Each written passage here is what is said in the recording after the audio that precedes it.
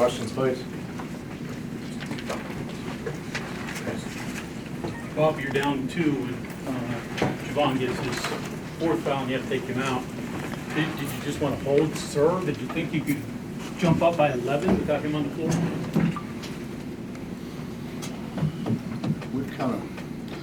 We've kind of played that way all year, really. I mean, if you think about it, it hasn't been all JC. I mean, certainly what he does on the defensive end is special, but it hadn't been all him. Dax's had his moments. Teddy's had moments. Beatles had moments, you know. And I think where we're getting at, everybody talks about depth, and they don't have depth. Well, if you don't play them, you don't have depth.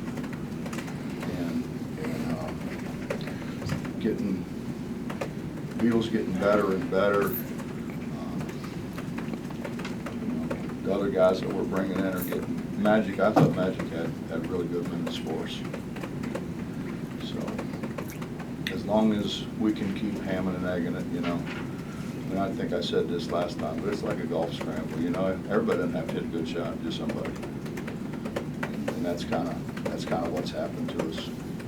Is somebody always steps up and makes plays. Teddy made some big plays. I thought that when he rebounded and drove the length of the floor and shot a layup, I thought that was huge for us because we were going the wrong direction at that point in time. Justin, nice to see you can make it. Coach, you took a big step tonight against Oklahoma, a big-time opponent.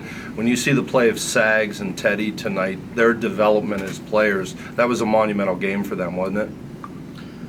Well, believe it or not, you watch the tape obviously, and then you go back and watch last year, and I didn't think they'd guard Sags. I thought they'd drop back and take away everything at the rim, which is a smart thing to do.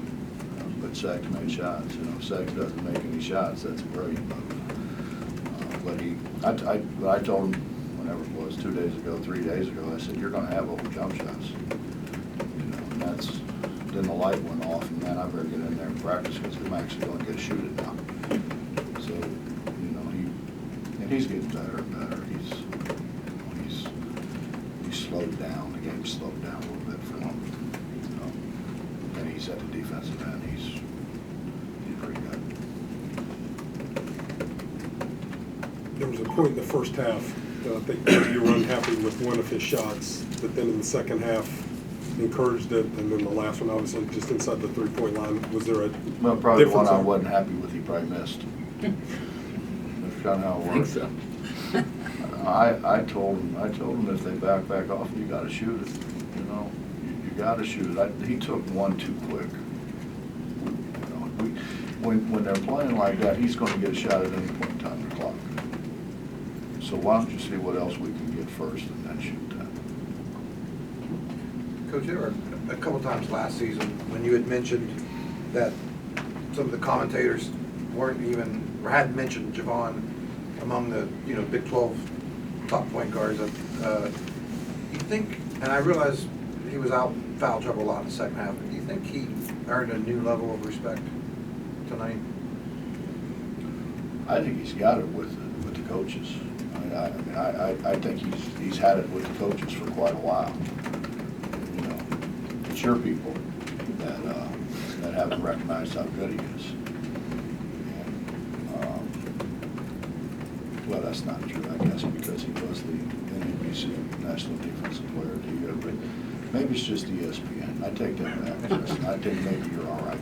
I think it's the Esmond boys. You know, you get enamored with something for whatever reason.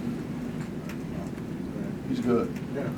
He's good, and he makes plays that other people can't make, and then, I think he gets fouls called that aren't fouls just because they've never seen anybody make plays the way he makes those plays. He reaches in there and snatches the ball away from them or knocks it out of their hands. I'm sure he's hard to officiate. Have you ever seen anyone steal a ball while a guy was dribbling behind his back? No. They get halfway around and. No. He's as good on the ball defender, I think, as I've ever had. It's just, Justin, I'm so frustrated with this cylinder thing. They just, I think they put those guys in a bad spot. I mean, you know, you got the best athletes in the country. They're going 100 miles an hour, and did the guy dive into the defense, or did the defense step into him? I mean, how do you tell that? How do you tell that in a split second? You know, it's and I understand what they're trying to do, but we've got to have something better than an invisible cylinder. That's just my opinion. Bob, I have to ask you this question. It was pretty emotional early in the game, and you wandered like 50 feet from the bench to the other side No, of the it floor. was the wrong line. I saw that line up there. I didn't mean to. I really didn't mean, and usually I don't do that. I mean, I've just started walking down there this year because they let you walk down there, but I'm pretty good at staying in the box. I mean, that's one of the few good things that I do, is stay in the box pretty good. And I saw that line down there, and I just thought that's where it was. Are you gonna drink some of their Gatorade? You know, I've never done that before. Higgins was staring right at you, and I couldn't believe he didn't do anything. Well, I think they knew I wasn't I wasn't yelling at anybody or anything. I was just walking. I was trying to get some steps on this thing. Going into that under 4 timeout in the second half, did you feel that was the right time to put Carter back in, or did you think it was?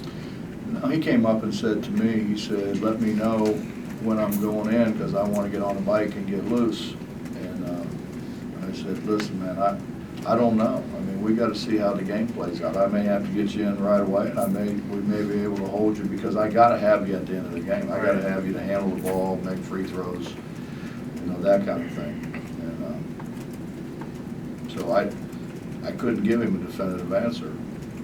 It was how the game was going to play out. But you know, when they started pressing, it was time to get in. You said yesterday that, you know, that Young would probably get his points. You know, he got right on his average as it was, but that you can't let him have the 10 or 11 assists or more. And he had 5 tonight, I think it was. We had 5 and 8 turnovers. Yeah. So Tell me about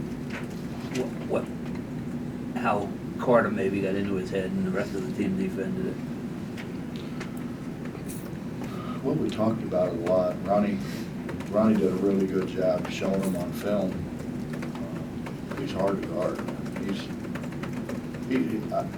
Tony read me a quote from him where he said he studied the rules, and these rules, you can't guard him with these rules.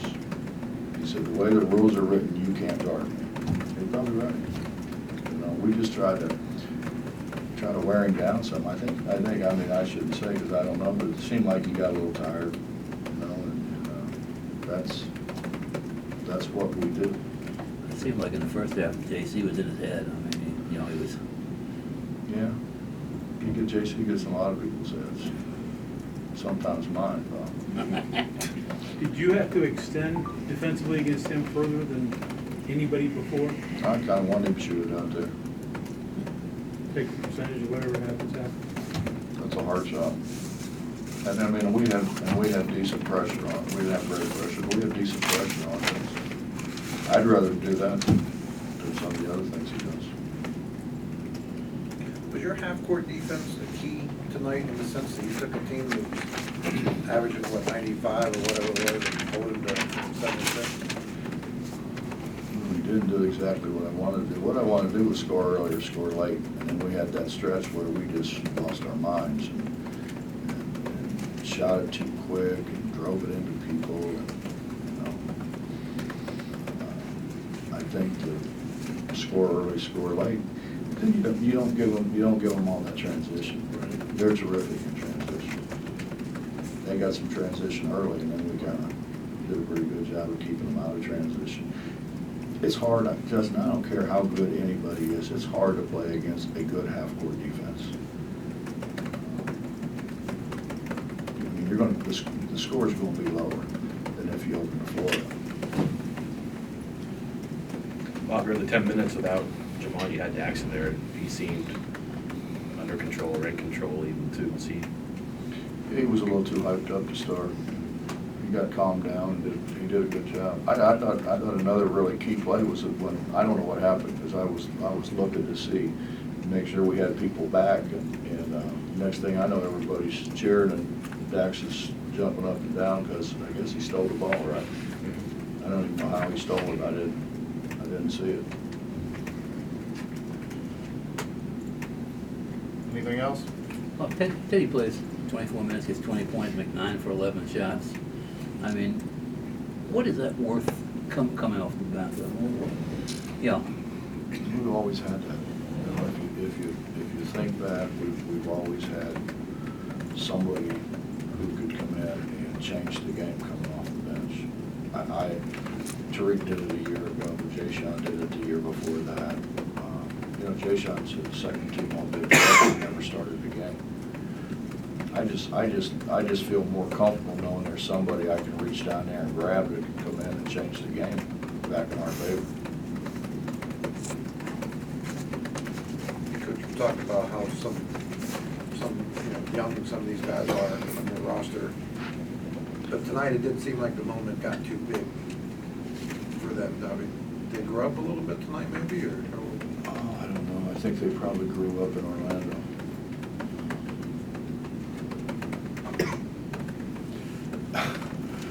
I don't know how to say it tactfully.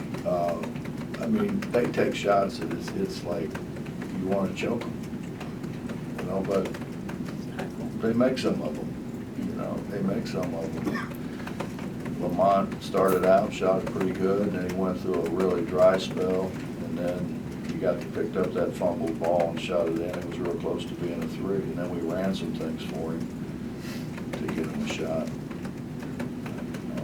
I tried to get Beetle a couple of shots.